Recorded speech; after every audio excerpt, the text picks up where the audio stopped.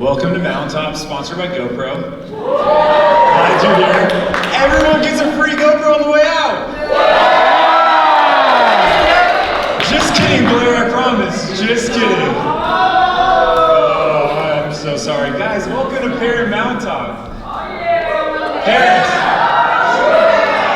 can we give a slow clap to our parents that are here?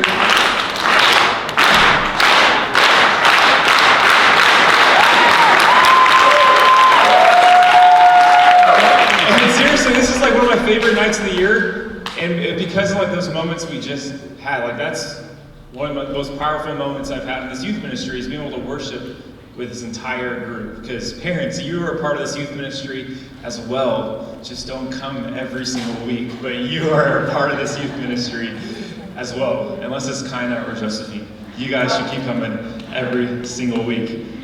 Hey, so we've been in this series called Rewired, where we're talking about God's truth for anxiety and depression. The first week, we talked about how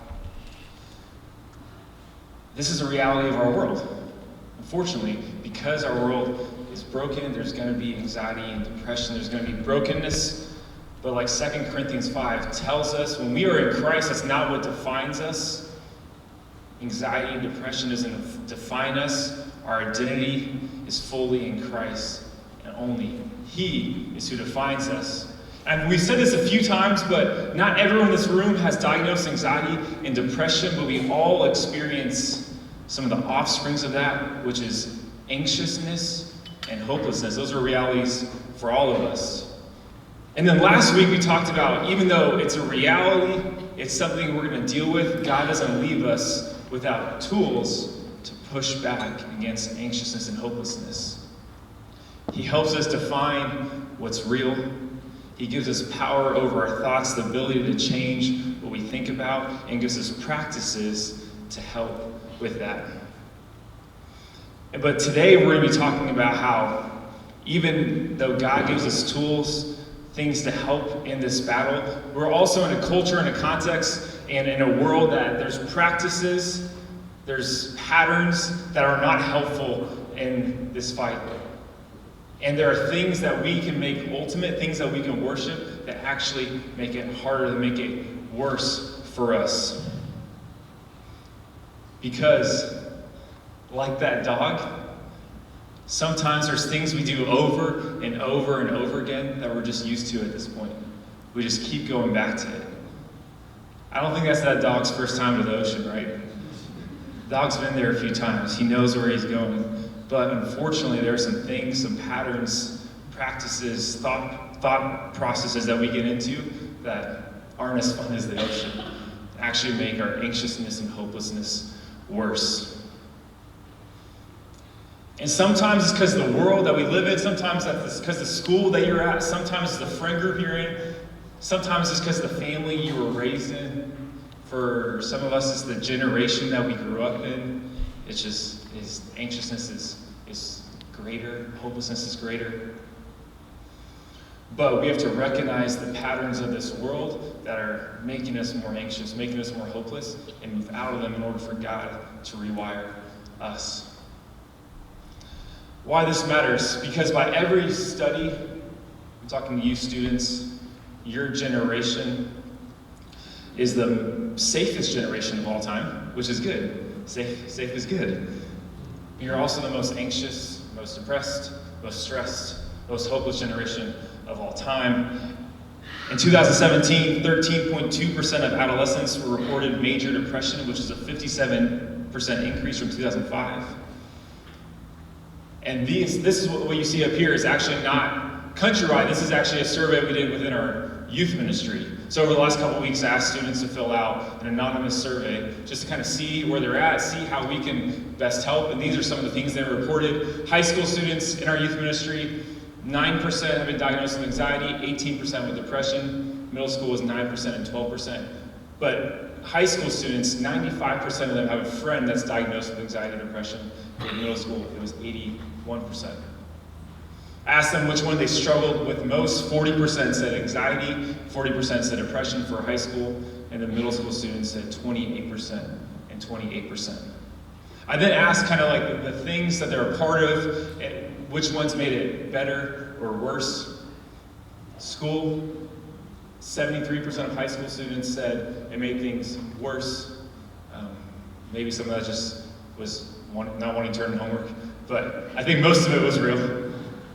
The culture of school, 62% of middle school students said that. Social media, 64% of high school students said it made anxiety and depression worse. Middle school students said, 41% of them said that social media made it worse. And I think that's actually because a lot of our middle schoolers said they didn't have it. So that's why the percentage was lower.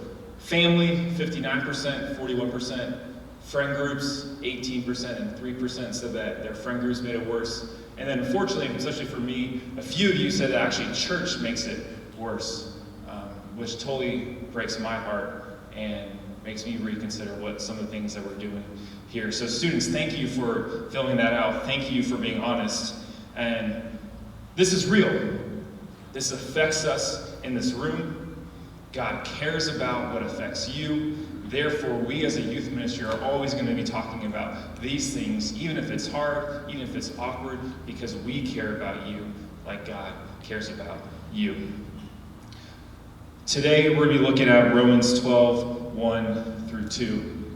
Let me read that for you real quick. Therefore, I urge you, brothers and sisters, in view of God's mercy, to offer your bodies as a living sacrifice, holy and pleasing to God. This is your true and proper worship. Do not conform to the pattern of this world, but be transformed by the renewing of your mind.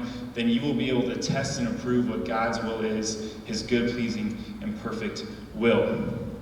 So, I think from this passage, there are two main questions that we can ask ourselves to help us in our fight against anxiousness and hopelessness, to help us determine what patterns and practices we need to move out of. And the first one is, what am I worshiping?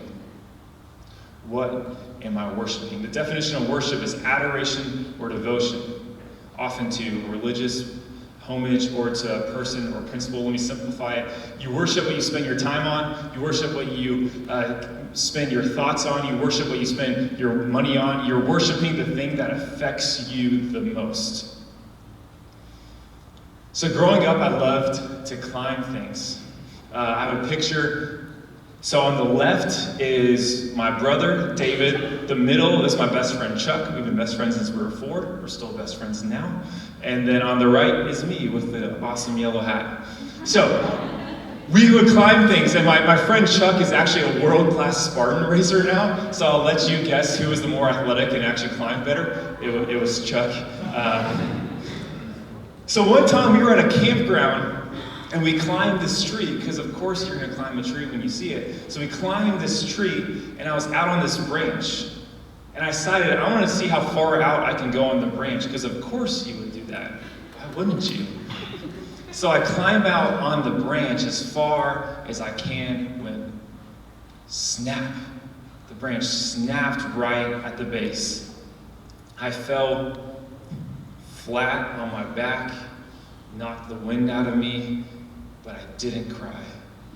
I'm just kidding, I totally cried. Thankfully, I was okay. I tell you that story because when you're worshiping something that isn't God, it can't hold the weight that you're giving it. It just can't. Eventually, you're going to fall. Eventually, it's going to give out, and it's going to hurt. So, what are you worshiping? What in your life are you worshiping? Maybe for you, it's social media. You're always checking how many followers, how many likes each post got. You're editing it perfectly, buying different filters. Let me throw this out there. If you've deleted a post because it didn't get enough likes, this may be you. Is it sports? Is your entire week or month or year ruined because of a loss or how you played? Is it your grades? Is everything in your life thrown off because of one C or B minus, or maybe A minus? Is it your grades? I know parents, maybe for you it can be family, like how you pictured your family to be. I don't have kids yet, but but I'm married, and I have a perception of how my marriage is supposed to be, and then it's off, and then I'm off. Maybe it's your perception of how you thought your family would be. Or students, maybe it's how you thought your relationship with your friends was supposed to be. You are worshiping the things that dictate your thoughts, your time, your perspective on life, and take your money. Deuteronomy 5:6 says, "You shall have no other gods before me." And I came to this conclusion a couple years ago. I think God says that for two reasons. One, because God is God, and God is worthy of our worship. God deserves our worship. God created everything, and we need to worship him. But I think the second reason is because God is merciful. God cares about us, and God loves us. And God knows if we put anything else before him, it will let us down. So out of God's mercy, he tells us not to put anything in front of him. Activities, sports, grades, boyfriend, girlfriend, all those things will fail us. But God never will. And I think when we worship things that aren't God, the natural outcome is going to be anxiousness and hopelessness. When we worship God, the natural outcome is going to be peace and hope. That doesn't mean your anxiety and depression is going to be removed, but there is going to be an increase in peace and hope. So the first question is, what am I worshiping? The second question is, what patterns am I in? What patterns are you in? What are your repeated behaviors, repeated sources of comfort, repeated sources of wisdom? Identity, what are the things you're doing over and over and over again? And ask yourself, are those things helpful for me, or are they unhelpful? Are the things you're listening to, the things you're allowing to dictate how you view the world, are those helpful for you, or are those unhelpful?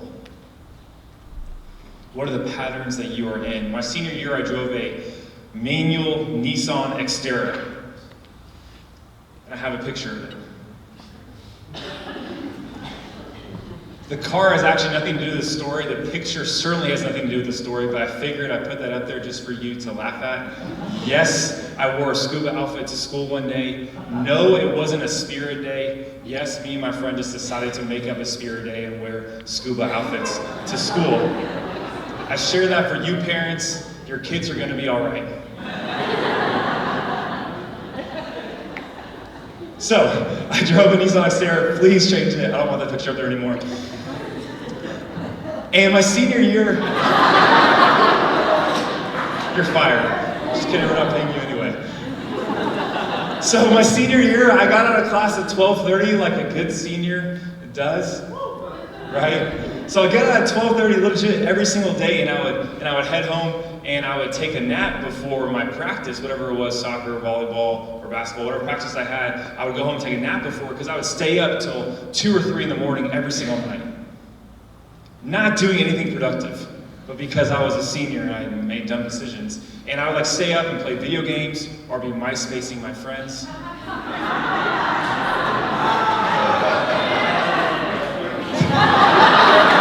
Stop it. Too much power back there.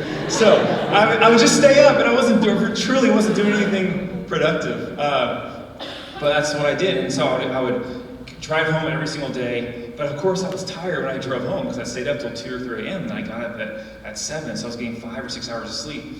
And I would go home, take a nap, but one day my eyes were especially heavy. So I was driving home, doing this thing as you're prone to do. And then one time I went down, my head didn't come back up.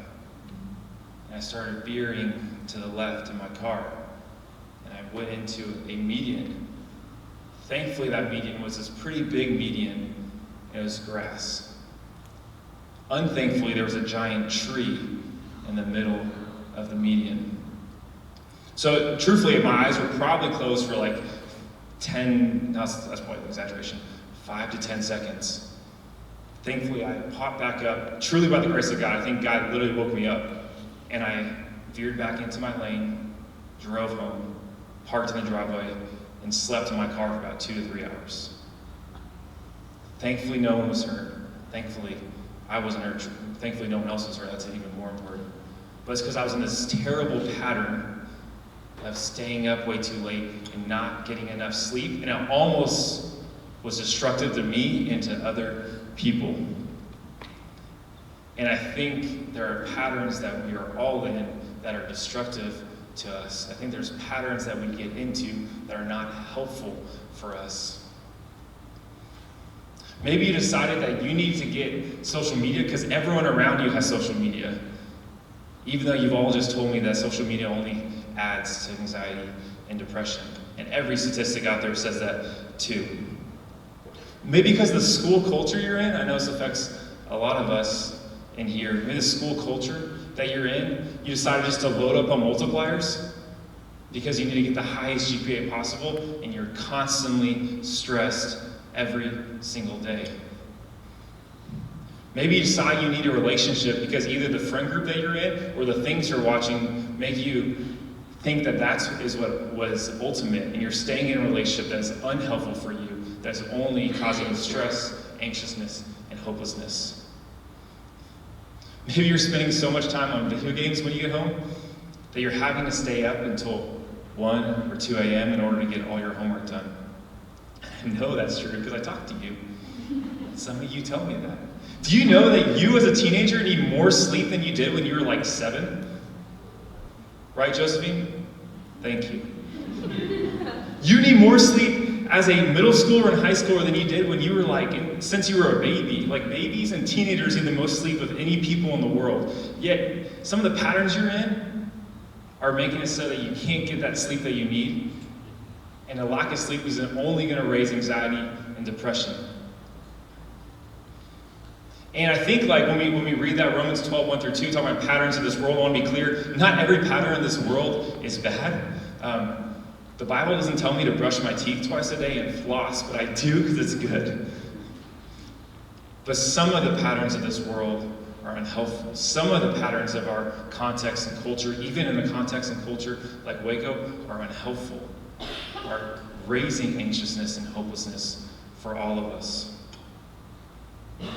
So we need to search the scriptures for the patterns that God has for us and remove ourselves from the patterns that are unhelpful, because following the patterns of God will lead to peace and hope in our lives.